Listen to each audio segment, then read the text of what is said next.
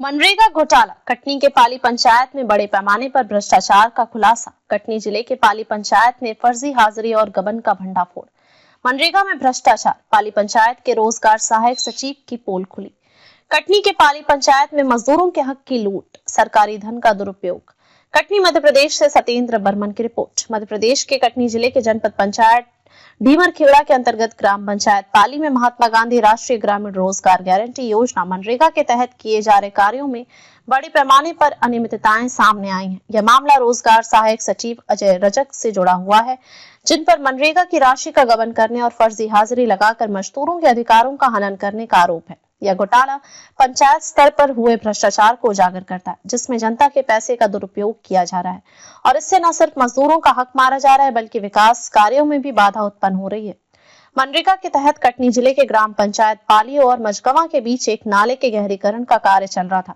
इस काम के लिए मेट के रजिस्टर में 49 मजदूरों की उपस्थिति दर्ज की गई थी, लेकिन जब जांच टीम ने मौके का दौरा किया तो पाया कि केवल 30 मजदूर कार्य कर रहे थे। यह मामला उस समय उजागर हुआ जब रोजगार सहायक सचिव अजय रजक ने मस्टर रोल और मजदूरों की डिमांड के बारे में जानकारी ली गई। सचिव ने सवालों का जवाब देने से टाल मटोल की कोशिश की, जिससे मामला और गंभीर हो गया। घटना के बारे में अधिक जानकारी प्राप्त करने के लिए पंचायत के अन्य सदस्यों और मजदूरों से बातचीत की गई। पता चला कि इस काम के लिए कुल 112 मजदूरों की डिमांड भेजी गई थी। इसका मतलब ये है कि 49 मजदूरों की हाजिरी दर्ज करने के बावजूद मौके पर केवल 30 मजदूर ही काम कर रहे थे। शीर्ष मजदूरों के नाम पर फर्जी हाजिरी भरकर सरकारी धन निकाला जा रहा था, जिससे लाखों रुपए का गबन हो रहा था। यह गंभीर भ्रष्टाचार को दर्शाता है कि मनरेगा जैसी महत्वपूर्ण योजना को कमजोर कर रहा है और समाज के गरीब वर्ग को ही सबसे अधिक नुकसान हो रहा है।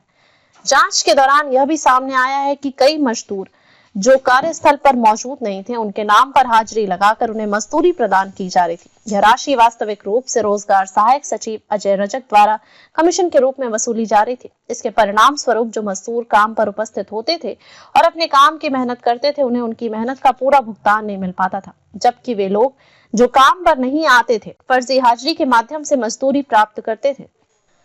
इस भ्रष्टाचार से सचिव और उनके सहयोगियों को सीधा लाभ हो रहा था, जबकि सरकार द्वारा दी जाने वाली विकास राशि का दुरुपयोग हो रहा था।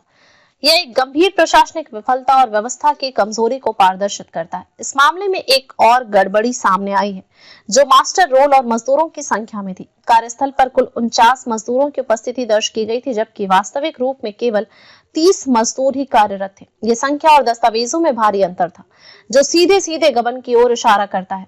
जब रोजगार सहायक सचिव से इस बारे में सवाल पूछा गया तो उन्होंने जवाब देने से मना कर दिया और मामले को टालने की कोशिश की। यह स्पष्ट रूप से इस बात को दर्शाता है कि सचिव ने गबन और भ्रष्टाचार की इस योजना को छिपाने की पूरी कोशिश की थी। पाली पंचायत में यह कोई नई बात नहीं है। यहाँ पहले भी कई बार भ्रष्टाचार की शिकायतें सामने आई हैं, लेकिन प्रशासन द्वारा इस पर कोई ठोस कार्रवाई नहीं की गई है। यह भ्रष्टाचार की जड़ें इतनी गहरी हैं कि इस पर कड़ी कार्रवाई करने के बजाय सिर्फ आंखें मूंद दी जाती है। रोजगार सहायक सचिव अजय रजक के खिलाफ शिकायतें पहले भी आई हैं, लेकिन उन्हें सजा नहीं दी गई, जिससे उनका हौसला और बढ़ा है। उन्होंने यह समझ लिया कि वे कानून से ऊपर है और उनके खिलाफ कोई कार्रवाई नहीं होगी। यह भ्रष्टाचार पंचायत स्तर पर सरकार की योजनाओं की विफलता को उजागर करता है। जो लोग इन योजनाओं के माध्यम से काम करने की उम्मीद रखते हैं, उन्हें न केवल उनका हक नहीं मिलता बल्कि उनकी मेहनत का भी शोषण किया जाता है।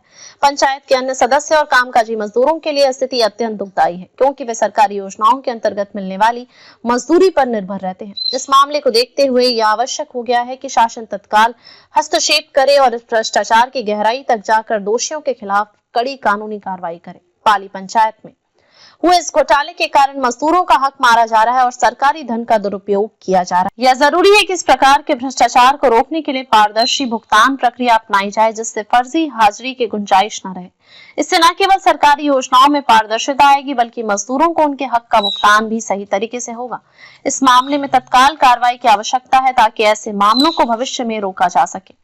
रोजगार सहायक सचिव अजय रजक को तत्काल प्रभाव से निलंबित किया जाए। पंचायत के अन्य कार्यों की भी जांच की जाए ताकि और अनियमितताओं का पता लगाया जा सके। मजदूरों के लिए एक पारदर्शी भुगतान प्रक्रिया लागू की जाए, जिससे फर्जी हाजिरी की गुंजाइश न रहे। दोषियों पर कड़ी से कड़ी कार्रवाई की जाए ताकि भविष्य में इस प्रकार की घटनाओं पर रोक लगाई जा सके। सभी मनरेगा कार्यों की निगरानी के लिए एक मजबूत प्रणाली बनाई जाए ताकि भ्रष्टाचार और अनियमितताएं कम हो सके। आगे आने वाले खुलासे पाली पंचायत में भ्रष्टाचार केवल मनरेगा तक सीमित नहीं है, यह अन्य विकास कार्यों में भी अनियमितताएं होने की संभावना जताई जा रही है। यह देखना होगा कि प्रशासन इस मामले में कितनी गंभीरता से कार्रवाई करता है और क्या इस प्रकार के भ्रष्टाचार पर रोक लगाने के लिए स्थायी समाधान निकाला जाएगा। हमारी अगली रिपोर्ट में हम पंचायत में हो रहे अन्य घोटालों का खुलासा करेंगे जो इस पंचायत के प्रशासनिक तंत्र की कमजोरियों को उजागर करते हैं। इस पूरे मामले में यह सवाल उठता है कि क्या शासन और प्रशासन इस प्रकार के भ्रष्टाचार के खिलाफ कड़ी कार्रवाई करेंगे या फिर यह